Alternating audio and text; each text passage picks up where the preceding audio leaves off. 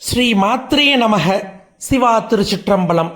கருணையே வடிவமாக விளங்கக்கூடிய எங்களது காமாட்சி அம்பிகையினுடைய பாதார வந்தங்களை வணங்கி இன்றைக்கு கங்கை மாதா தவழ்ந்து ஓடுகிறதான காசி மாநகர் அங்கு வீட்டிருந்து நமக்கு அருள்பாலித்து கொண்டிருக்கின்ற வள்ளலாக விளங்கக்கூடிய விஸ்வநாத பெருமான் ஆலயத்திலே ஐப்பசி மாதம் முதல் மாசி மாதம் சிவராத்திரி வரைக்கும் நித்தமும் அர்த்தஜாம பூஜையின் போது சுவாமிக்கு அபிஷேகம், அலங்காரம், சப்தரிஷி ஆரத்திகள், விசேஷ சோடச உபச்சாரங்கள் எல்லாம் நிறைவு செய்து நாகாபரணம் சாற்றி மலர் அலங்காரமெல்லாம் முடிந்த பிறகு இரவில் நமக்கு குளிரும் இல்லையா, அதுபோல் சுவாமிக்கு அந்த குளிரிலிருந்து சுவாமியை பாதுகாப்பதற்காக மக்மல் பட்டு என்கிறதான ஒரு வகையான பட்டு சாற்றுகிறார்கள்.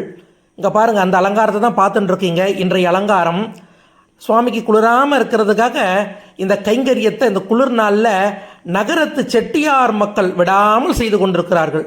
ஒரு தாய்க்கும் குழந்தைக்குமான உறவு அவர்களுக்கான உறவு. எப்பேற்பட்ட பக்தி பாருங்கோ. நமக்கு எப்படி குளிர்றதோ, ஆற்றுல நம்ம எப்படி ஷொட்டர்லாம் போத்திடுவோமோ, அதுபோல் விஸ்வநாத பெருமானுக்கும் குளிரும் இல்லையா.